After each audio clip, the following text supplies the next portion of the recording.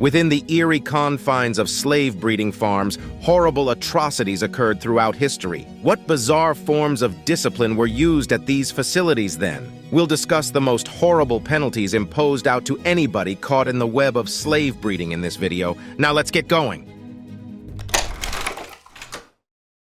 People who were slaves in America in the past endured a difficult existence as plantation workers. Supervisors kept a careful eye on them. They may be ruthlessly violent or icy-cold professionals. Slaves lost trust in one another as they vied for favors and frequently elevated themselves to overseer status at the expense of their fellows. America established an internal slave market and treated slaves like commodities, while the rest of the world condemned the slave trade. This painfully robbed them of their bodies, autonomy, children, youth, and futures, a truth that history has struggled to address. The breeding farms during the enslavement era symbolized the most sinister and distressing period of its past. The United States confronted a painful reality as the rest of the world began to acknowledge the brutality and inhumanity of slavery and grapple with the moral and financial fallout. There were almost 1.5 million slaves in the country by 1820, and they were vital to its economy. The United States' expansion and wealth were fueled by the production and export of goods made with the labor of enslaved people,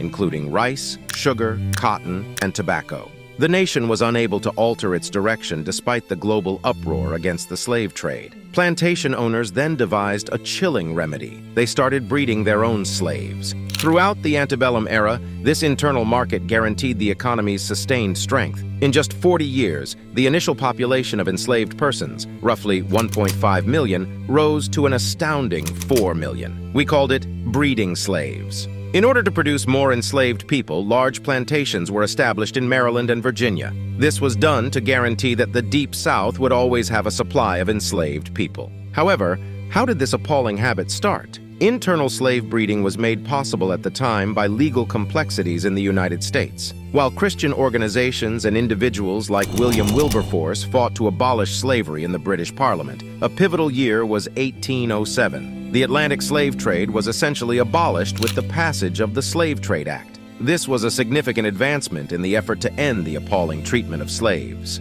That was not the case in the United States, though. The agricultural sector in the nation was booming. With the development of the cotton gin, cotton production skyrocketed, and the country continued to expand its borders westward. Rice and sugarcane farming also kept expanding. The United States was facing a key decision over what to do, despite mounting international criticism and pleas to abolish the slave trade. Following the British example, a major U.S. law forbade the importation of enslaved individuals from Africa as of January 1, 1808. To maintain their agricultural labor force, the U.S., however, implemented a brutal method known as natural increase. On plantations, slaves endured terrible hardships and lost their humanity and dignity. It's important to recognize that different variables led to different experiences. Slaves were required to toil long and hard in the fields 6 days a week, from dawn to sunset.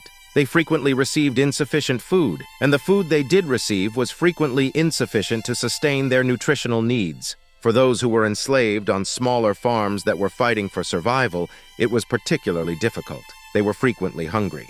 Plantation slaves had extremely substandard living circumstances that provided no solace or respite from their arduous existence. It was uncommon to find anything more inside a plantation's bounds than a dirt floor devoid of furniture. For many enslaved individuals, violence, often administered by the overseer, was a continuous danger. The hierarchy between the slave owners and the enslaved people was upheld in large part by the overseers and drivers. Oversighters played a particularly significant role on bigger plantations, and their existence inspired many terrifying tales from the era preceding the Civil War. Overseers' primary responsibility was to make sure that the enslaved people put in as much effort as they could in the fields. Their compensation was based on reaching high productivity levels. Overseers employed nearly any tactic they saw necessary in their pursuit of maximum productivity. Their notorious reputation as ruthless and brutal sprang from this. They were frequently characterized as inebriated and prone to violent outbursts directed at people under their supervision. Though numerous testimonies attest to this grim reality,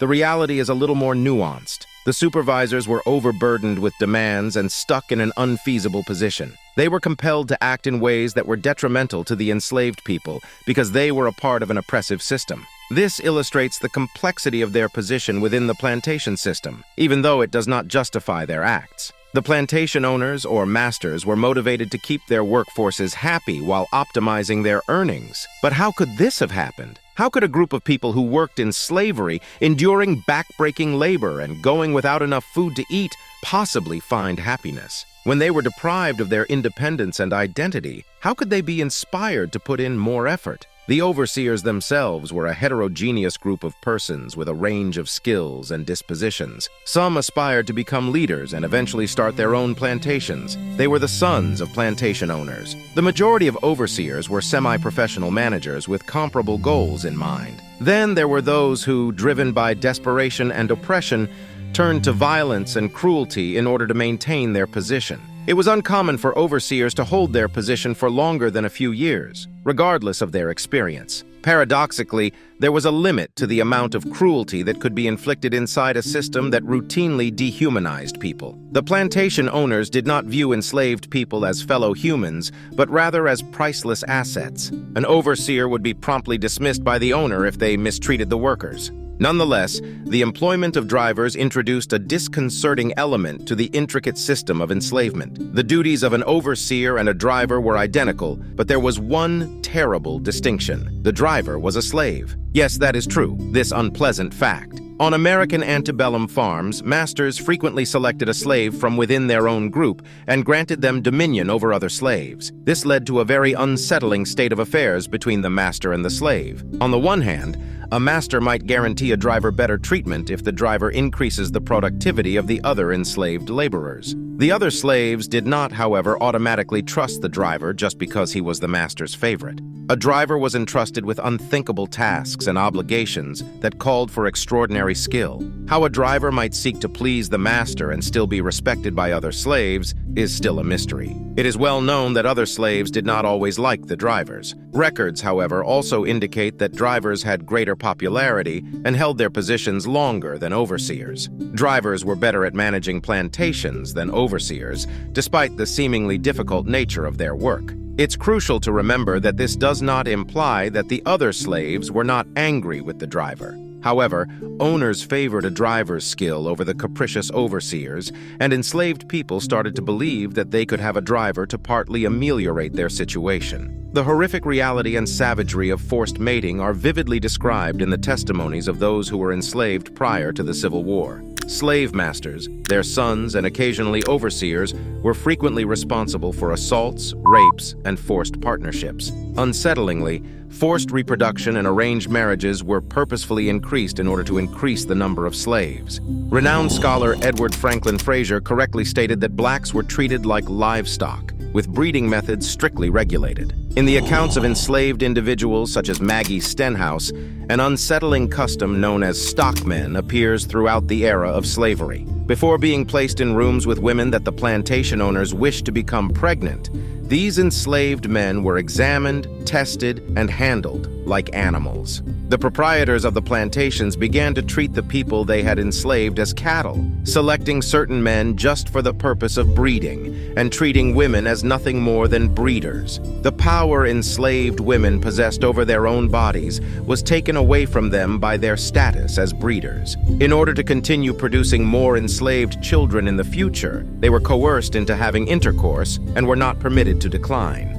The circumstances around this were appalling. During their breeding period, which frequently occurred while they were extremely young, enslaved women were chosen. According to some stories, women as young as 19 years old had 4 children, while women as old as 22 had already given birth to 7 children. Their lives amounted to nothing more than being sexually assaulted, bearing children in abject poverty, giving birth in open spaces, and then being expected to get pregnant again in 2 or 3 months. They lost their lives, were robbed of their bodies, and were split off from their kids. The antebellum breeding women endured unspeakable humiliations that are hardly addressed in our history textbooks. We hope you like this video, subscribe to the channel if you're a history addict, and please let us know about what civilization or time period we should talk about. Also, watch another video here.